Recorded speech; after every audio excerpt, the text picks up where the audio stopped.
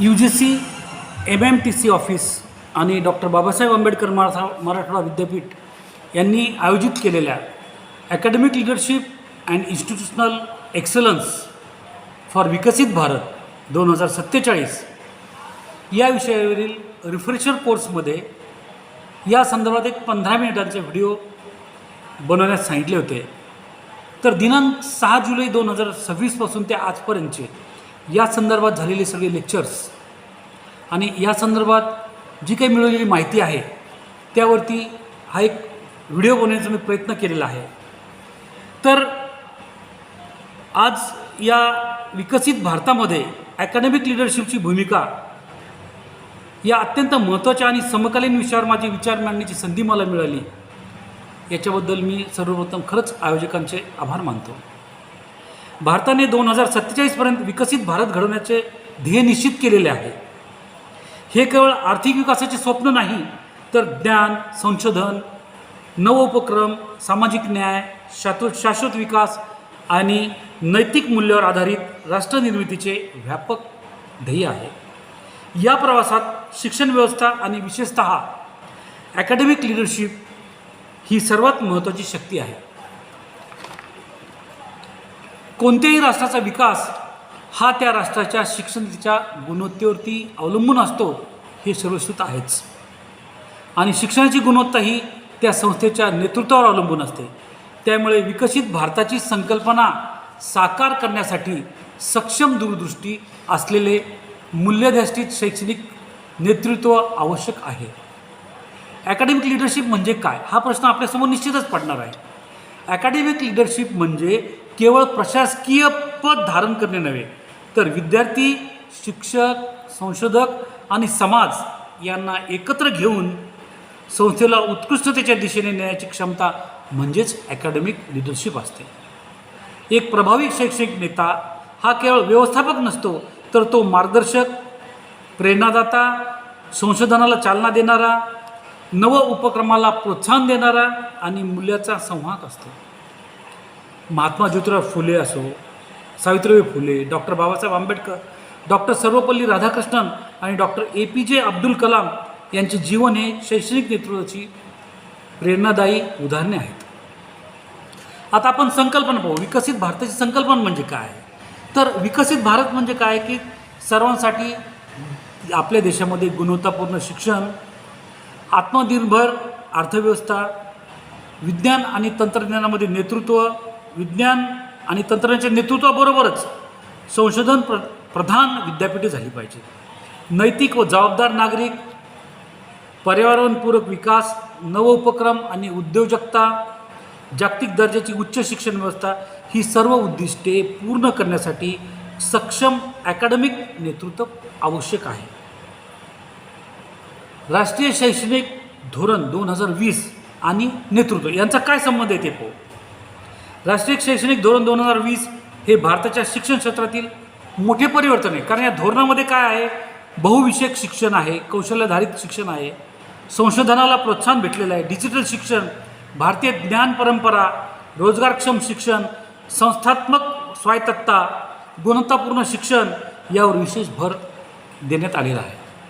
परंतु कोणतेही धोरण यशस्वी होण्यासाठी दूरदृष्टी असलेले नेतृत्व आवश्यक असते. संशोधन आणि नवोपक्रम, विकसित राष्ट्राची ओळख त्यांच्या संशोधनातून होत असते. आपल्या महाविद्यालयांनी आणि विद्यापीठांनी दर्जेदार संशोधन, पेटंट, स्टार्टअप्स, उद्योग आणि शैक्षणिक सहकार्य, समाजाभिमुख संशोधन, स्थानिक समस्यावर असलेले उपाय यांना प्रोत्साहन दिले पाहिजे. ॲकॅडमिक लीडरशिपचे काम काय आहे? तर संशोधनासाठी पोषक वातावरण निर्माण करणे हे महत्त्वाचं काम आहे. कारण सध्या परिवर्तनाचा युग आहे. आपण कोरोना-19 यापासून पाहिले की सगळं डिजिटल परिवर्तन झालेलं आहे. बहुतांश शिक्षण प्रणालीसुद्धा काय झालेली आहे? ऑनलाईन झालेली आहे.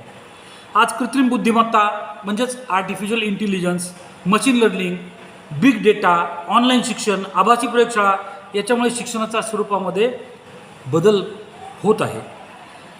तर नेतृत्वाने काय करायला पाहिजे की हा सगळा बदल ॲडॉप्ट केला गेला पाहिजे. शिक्षकांना डिजिटल प्रशिक्षण दिलं गेलं पाहिजे. विद्यार्थ्यांमध्ये डिजिटल कौशल्य विकसित केले पाहिजे. त्यासाठी काय करायला पाहिजे, तर स्मार्ट वर्गांची निर्मिती केली पाहिजे. स्मार्ट रूम तयार झाल्या पाहिजेत. लायब्ररीज तयार झाल्या पाहिजेत. ऑनलाईन मूल्यांकन झालं पाहिजे. जबाबदारीने AIचा वापर केला गेला पाहिजे.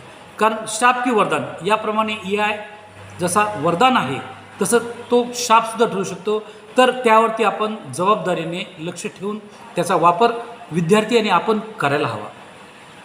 याचबरोबर काय करायला पाहिजे, आणखी ती शिक्षकांचा सुद्धा सर्वंकष आणि सर्वांगीण विकास व्हायला पाहिजे. कारण शिक्षक हाच कोणत्याही संस्थेचा आत्मा आहे.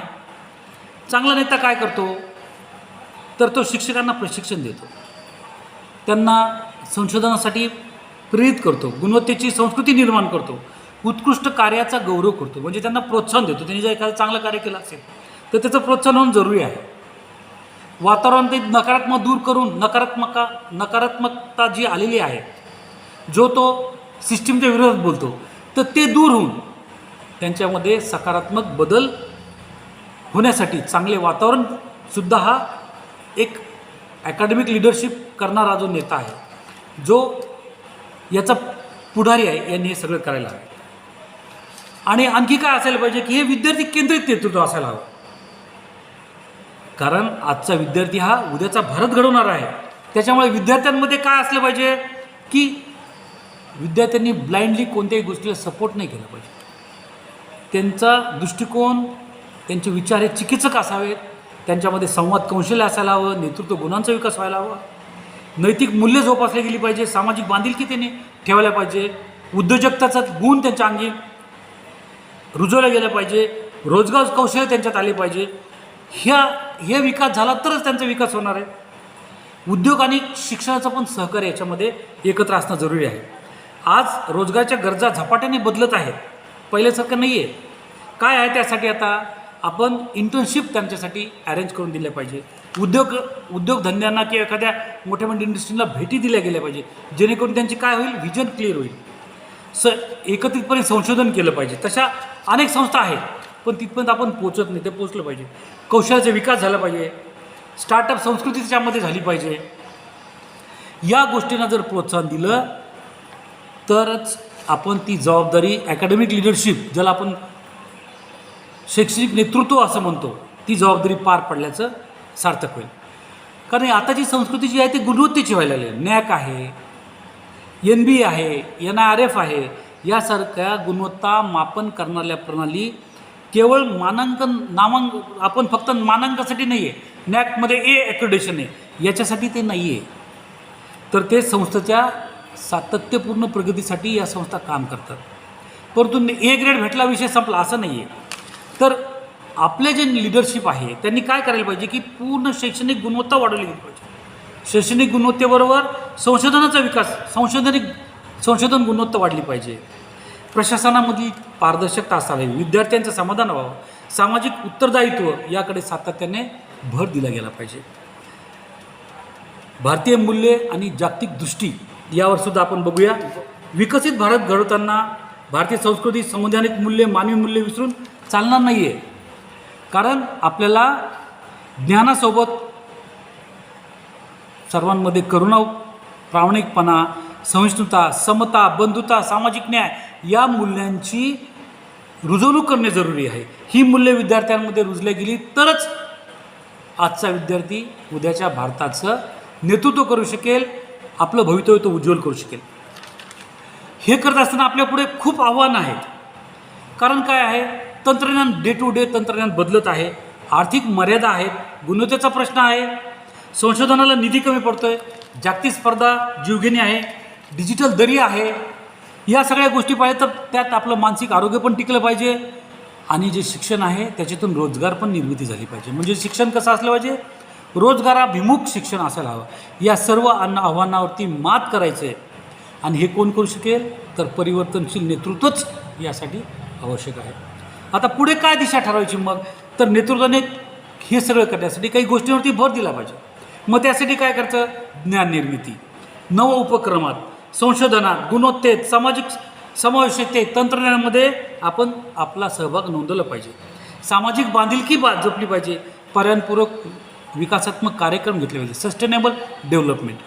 नाहीतर इकडं अमर्याद प्रगती करतो आणि पर्यावरणाचा जर ऱ्हास होत असेल तर काही फायदा नाही. आणि हे सगळं करत असताना नुसतं मशीन तयार करायचं नाही किंवा एखादं यंत्र तयार करायचं नाही, तर त्याच्यामध्ये राष्ट्रीय मूल्य जोपासणारा विद्यार्थी त्याच्यात असावा, जागतिक स्पर्धेमध्ये त्यांनी सहभाग नोंदवता आला पाहिजे त्याला. तर ह्या सगळ्या गोष्टी बघणं, कटाक्षाने पाहणं आवश्यक आहे. तर विकसित भारताचा पाया जर आपल्याला शैक्षणिक संस्थांमध्ये रचायचा असेल तर आपण ज्या वर्गखोल्यामध्ये जो विद्यार्थी घडवत आहोत तेच उद्याचे शास्त्रज्ञ, प्रशासक, उद्योगपती, शिक्षक, संशोधक आणि आपले ते राष्ट्रीय नेते असणार आहेत. याचं वास्तविकतेचं भान आपल्याला असायला हवं. म्हणूनच अकॅडमिक नेतृत्व हे केवळ पद नाही तर ती एक राष्ट्रीय जबाबदारी आहे. हे आपण कायम लक्षात ठेवलं पाहिजे. बघा, डॉक्टर अब्दुल कलाम यांनी काय म्हटले या संदर्भामध्ये, तर शिक्षणाचा उद्देश हे केवळ ज्ञान देणे नाही तर आपल्याला एक सुजाण नागरिक घडवणे आहे. तर म्हणून आपण सर्वजण मिळून ज्ञान, गुणवत्ता, संशोधन, नवोपक्रम, नैतिकता आणि राष्ट्रप्रेम या मूल्यावर आधारित शैक्षणिक नेतृत्व निर्माण करूया आणि 2047पर्यंत आपले विकसित भारताचे स्वप्न साकार करण्यासाठी आपले योगदान देऊया. तर याबरोबर आणखी आपल्याला थोड्या गोष्टी आणखी काही पाहावं लागेल. तर आपण जे काही अकॅडमिक लिडरशिप आणि इन्स्टिट्यूशनल एक्सलन्स याबाबत बघत आहोत, तर नेतृत्व म्हणजे काय, तर नुसतं लोकाला आपल्या मागे चालायला भाग पाडणे नाही आहे, तर त्यांच्यामध्ये आपल्या क्षमता निर्माण करायची. जे आपले फॉलोअर्स आहेत ते पण उद्या सक्षम झाले पाहिजे, ते स्वतः मार्गदर्शक बनले पाहिजे आणि त्यांनीच पुढे शिक्षणाचं नेतृत्व करायचं आहे. तर यालाच आपण अकॅडमिक लिडरशिप म्हणून खऱ्या अर्थाने ओळखलं जाईल. भारताला 2047पर्यंत विकसित राष्ट्र बनण्याचे स्वप्न आपण पाहत आहोत, पण हा प्रश्न आपण स्वतःला विचारला पाहिजे की विकसित भारत घडवण्याचे नागरिक कोण घडवणार आपल्याशिवाय. याचे उत्तर एकच आहे, आपली शिक्षण व्यवस्था आणि व्यवस्थेला दिशा देणारे दूरदृष्टीचे अकॅडमिक लिडर्स. एका जहाजाला खूप अत्याधुनिक इंजिन जोडलेलं आहे, उत्कृष्ट तंत्रज्ञान त्याच्यामध्ये आहे, तरी योग्य दिशादर्शन करणारा जर कॅप्टन नसेल तर ते जहाज सुरक्षितपणे किनाऱ्यापर्यंत पोहोचू शकत नाही, हे सत्य आहे. त्याचप्रमाणे भव्य इमारती आणि आधुनिक प्रयोगशाळा आणि डिजिटल प्रयोगशाळा, वर्गखोल्या, उत्तम अभ्यासक्रम असूनसुद्धा सक्षम शैक्षणिक नेतृत्व जर नसेल तर ऑल इन व्हेन. तर संस्था उत्कृष्टीच्या शिखरावर पोहोचू शकत नाहीत. म्हणूनच अकॅडमिक लिडरशिप ही विकसित भारताची खरी प्रेरक शक्ती आहे. तर मित्र हो, हे माझे या संदर्भातलं केलेलं मी एक अभ्यास आहे. तर यामध्ये मी माझ्या परीने यामध्ये मत मांडायचा माझा प्रयत्न केलेला आहे. मला हे मत मांडण्याची संधी या रिफ्रेशर कोर्समधून भेटली, त्याबद्दल मी आपल्या सर्वांचा आभार व्यक्त करतो आणि माझं स्पीच थांबवतो. धन्यवाद.